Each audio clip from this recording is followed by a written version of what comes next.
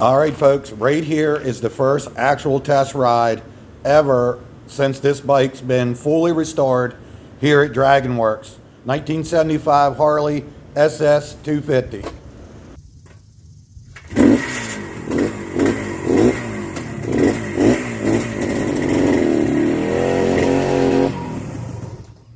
Well, that's it, folks. There you have it.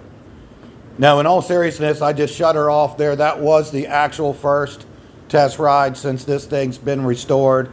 And wasn't sure if the clutch was going to cooperate, so I just shut her off. I'm feeling good about it now, so now I'm going for another try. But yeah, after a couple tries, it felt really good. Felt like it was going to operate right. And then I could get it down on the parking lot and do a little more riding. Now, there's going to be some better video coming up on this thing. It's just everything's kind of temporary right now because there was a lot of questionable things when we were putting this bike together. Wasn't sure how the transmission was going to act and shift and what have you.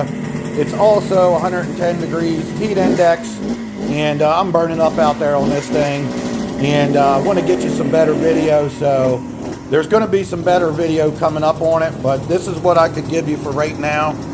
And as I was mentioning, there is a ton of things that are just temporarily on the bike. So things were vibrating loose. My blinker was rolling around. There was all kinds of things going on in the test ride, but I promise to do better, folks. So stay tuned for the next episode.